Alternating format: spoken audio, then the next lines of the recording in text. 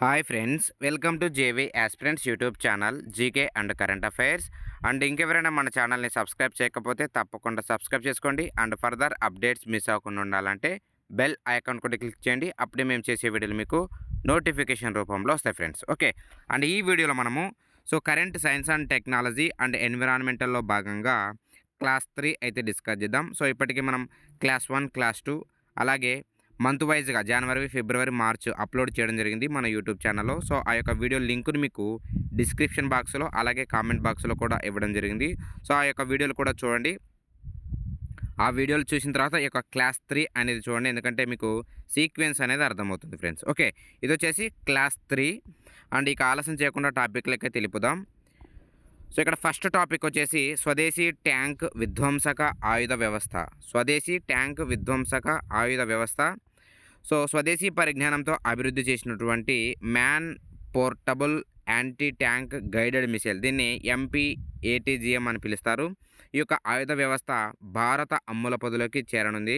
And DRDO రూపొందించినటువంటి ఈ యొక్క తేలికపాటి ట్యాంకు విధ్వంసక ఆయుధ వ్యవస్థను సైన్యం పోఖ్రాన్ ఫీల్డ్ ఫైరింగ్ రేంజ్లో నిర్వహించడం జరిగింది ఏప్రిల్ 13న. పోఖ్రాన్ అంటే మీకు తెలుసు కదా. ఈ యొక్క డిఆర్డిఓ ఎక్కువ ఇక్కడ ప్రయోగాలు అనేది చేస్తూ ఉంటుంది, పరీక్షలు.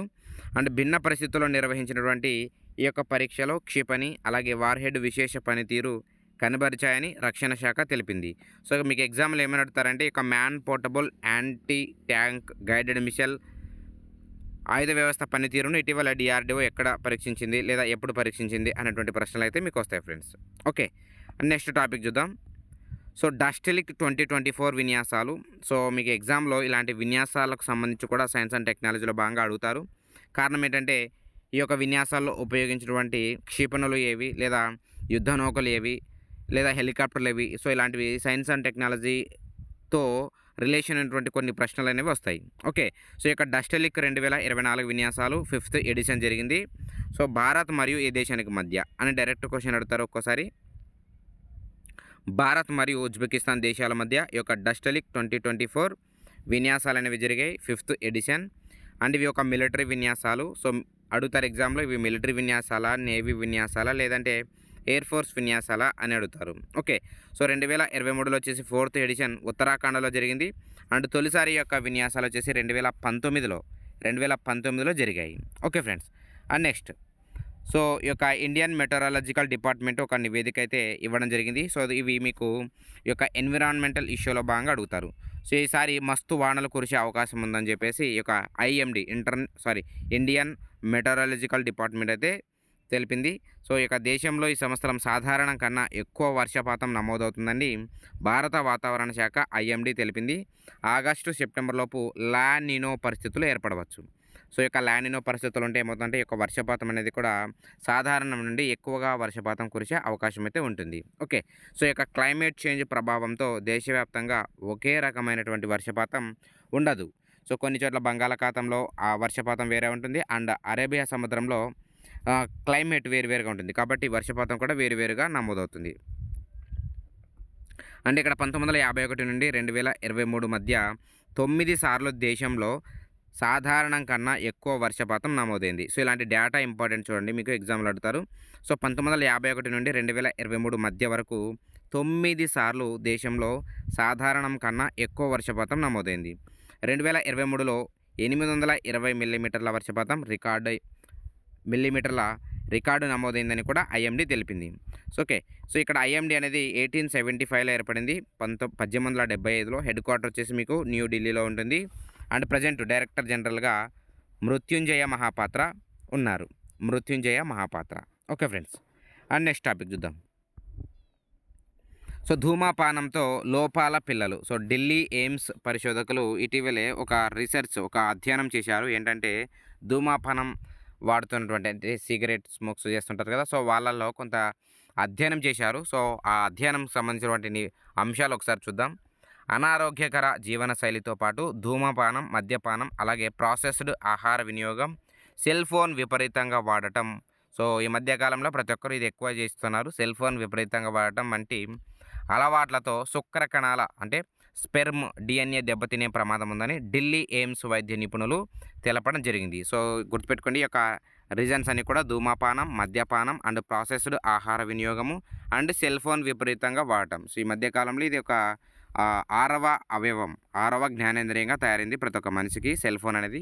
సో కాబట్టి దాన్ని తక్కువగా వాడాలి, ముఖ్యంగా పురుషులు. లేకపోతే వాళ్ళ యొక్క శుక్రకణాల స్పెర్మ్ డిఎన్ఏ దెబ్బతినే ప్రమాదం ఉందని ఈ యొక్క ఢిల్లీ ఎయిమ్స్ వైద్య నిపుణులు తెలిపారు. Okay friends. అండ్ ఈ యొక్క పురుషుల్లో వీర్య నాణ్యత తక్కువగా ఉండడం వల్ల వంధ్యత్వం, మీకు తెలుసు కదా, వంధ్యత్వం అంటే సంతానలేమి, మహిళల్లో పదే పదే గర్భ విచ్ఛత్తి. సో ఇది మహిళలకు సంబంధించి మాత్రమే కాదు, పురుషులకు సంబంధించి మాత్రమే కాదు, మహిళలకు సంబంధించి కూడా ఈ యొక్క కాజెస్ అనేవి ఉన్నాయి. పిల్లల్లో పుట్టుకతో లోపాలు సంభవించే అవకాశం ఉంటుందని తెలపడం జరిగింది ఈ యొక్క రీసెర్చ్. కాబట్టి బీ కేర్ఫుల్, సెల్ ఫోన్ విపరీతంగా వాడడం మానేయండి. ఓకే. నెక్స్ట్, మెనింజైటిస్ వ్యాధికి వ్యాక్సిన్ విడుదల. సో మనము ప్రతి వీడియోలో కూడా వ్యాక్సిన్కి సంబంధించి కంపల్సరీగా డిస్కస్ చేస్తున్నాం. ఎందుకంటే వ్యాక్సిన్కి సంబంధించి క్వశ్చన్ అనేది లేకుండా క్వశ్చన్ పేపర్ అయితే మీకు ఉండదు మ్యాక్సిమం 100%. ఏదో ఒక వ్యాక్సిన్కి సంబంధించి అయితే మీకు సైన్స్ అండ్ టెక్నాలజీలో బాగా అడుగుతారు. సో ఇక్కడ మెనింజైటిస్ అనేటువంటి వ్యాధికి వ్యాక్సిన్ విడుదల చేసినటువంటి తొలి దేశంగా ఏది నిలిచిందంటే నైజీరియా. డెఫినెట్గా అడుగుతారు ఇలాంటి తొలి దేశాలు అనేవి. సో ప్రపంచంలో తొలిసారిగా ఈ యొక్క మెనింజైటిస్ అనేటువంటి వ్యాధికి వ్యాక్సిన్ విడుదల చేసింది నైజీరియా దేశము. సో ఈ యొక్క వ్యాక్సిన్ పేరు ఏంటంటే మెన్ 5 లేదా మెన్ 5CV అని పిలుస్తారు. మెన్ 5 లేదా మెన్ 5CV. సో ఇది వచ్చేసి మెనింగోకాకల్ బ్యాక్టీరియా యొక్క 5 జాతుల నుండి రక్షిస్తుంది. 5 జాతుల నుండి రక్షిస్తుంది కాబట్టి మెన్ 5, అలాగే మెన్ 5CV అని పిలుస్తారు. మెన్ అంటే ఏంటి, ఇక్కడ మెనింజైటిస్ అని అర్థము. మెన్ అంటే మెనింజైటిస్ అని అర్థము. 5 జాతుల నుండి రక్షిస్తుంది కాబట్టి మెన్ 5 లేదా మెన్ 5CV అని పిలిచారు. ప్రపంచ ఆరోగ్య సంస్థ ఈ యొక్క వ్యాక్సిన్ కూడా సిఫార్సు చేయడం జరిగింది రీసెంట్గా. సో అందుకనే వార్తలు నిలిచింది. సో ఇక్కడ మీకు ఒక ఇంపార్టెంట్ నోట్ అయితే డిస్కస్ చేద్దాం. సో ఈ యొక్క వ్యాక్సిన్ పాత్ అనేటువంటి సంస్థ, అంటే పాత్ అంటే programme for appropriate technology in health అనేటువంటి సంస్థ, మరియు Serum Institute of India. So ఇది వచ్చేసి పూణేలో ఉంటుంది, సీరం ఇన్స్టిట్యూట్ ఆఫ్ ఇండియా. అలాగే ఈ రెండు సంస్థలు కలిసి యూకే ఆర్థిక సహాయంతో తయారు చేయడం జరిగింది ఈ యొక్క మెన్ 5 అనేటువంటి వ్యాక్సిన్ను. గుర్తుపెట్టుకోండి, పాత్ అనేటువంటి సంస్థ, అలాగే సీరం ఇన్స్టిట్యూట్ ఆఫ్ ఇండియాలు యూకే అంటే బ్రిటన్ ఆర్థిక సహాయంతో తయారు చేయడం జరిగింది. సో ఈ యొక్క పాత్ అంటే ఏంటి తెలిసి, program for appropriate technology in health 1977లో ఏర్పడింది. హెడ్ క్వార్టర్ వచ్చేసి మీకు యూఎస్ఏలో ఉంటుంది ఫ్రెండ్స్. ఓకే. సో మెనింజైటిస్ వ్యాధి అంటే మీకు తెలుసు కదా, మెదడుకు సంబంధించి వెన్నుపాము. సో యొక్క మెదడు మరియు వెన్నుపాముకు సంబంధించి 3 పొరలు ఉంటాయి. సో వాటిల్లో కలిగేటువంటి ఇన్ఫెక్షన్నే మెనింజైటిస్ వ్యాధి అంటారు. ఓకే.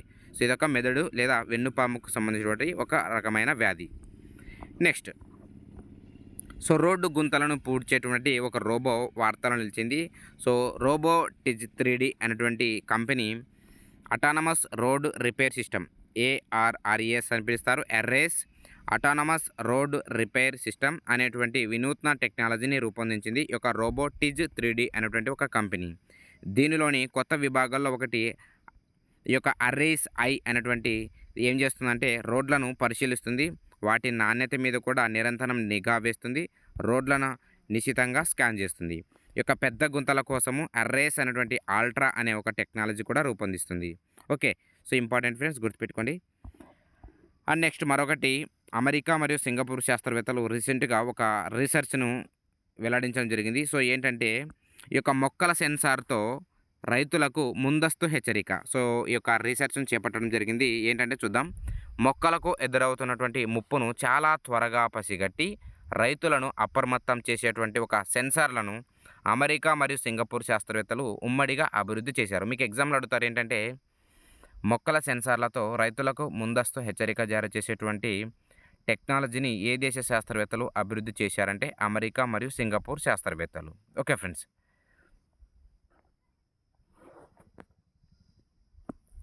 సో ఇక్కడ నెక్స్ట్ చూద్దాం. తీవ్రస్థాయి వేడి లేదా కాంతి, చీడపీడలు, కీటకాల దాడుల గురించి ఇవి ముందస్తు హెచ్చరికలు జారీ చేస్తాయి ఈ యొక్క సెన్సార్లు అనేవి. సో మీకు డైరెక్ట్గా ఎగ్జామ్లో అడుగుతారు. ఓకే. నెక్స్ట్, అస్త్రా మార్క్ 2 క్షిపణి. సో రీసెంట్గా వార్తలో నిలిచింది అస్త్రా మార్క్ 2 క్షిపణి. సో దీన్ని భారత్లో త్వరలో పరీక్షించనున్నారు. త్వరలో ఈ యొక్క టెస్ట్ చేయబోతున్నారు దీనికి సంబంధించినటువంటి. అండ్ ఇది ఒక ఎయిర్ టు ఎయిర్ మిసైల్, అంటే గగనతలం నుండి గగనతలం గగనతలం నుండి గగనతలంకు పరీక్షించేటువంటి ఒక ఎయిర్ మిసైల్ అనమాట. ఇది అస్త్ర మార్క్ 2 అండ్ ఈ యొక్క అస్త్ర మార్క్ 2 క్షిపణి వచ్చేసి ఎన్ని కిలోమీటర్ల లక్ష్య పరిధి ఉంటుందంటే 130 కిలోమీటర్ల లక్ష్య పరిధి. అంటే దీన్ని అభివృద్ధి చేసినది అంటే డిజైన్ చేసిన సంస్థ వచ్చేసి DRDO defence research development organisation and ఉత్పత్తి ప్రొడ్యూస్ చేసినటువంటి సంస్థ ఏదంటే Bharat Dynamics Limited. So important ఇలాంటివి క్షిపణుల గురించి కూడా అలాగే శాటిలైట్స్ గురించి కూడా ఈ మధ్య కాలంలో ఎక్కువగా అడుగుతున్నారు ఎగ్జామ్ పాయింట్ ఆఫ్ వ్యూలో. గుర్తుపెట్టుకోండి ఫ్రెండ్స్. ఓకే. సో ఇవి మీకు సైన్స్ అండ్ టెక్నాలజీ ఎన్విరాన్మెంటల్లో భాగంగా క్లాస్ 3 అనేది.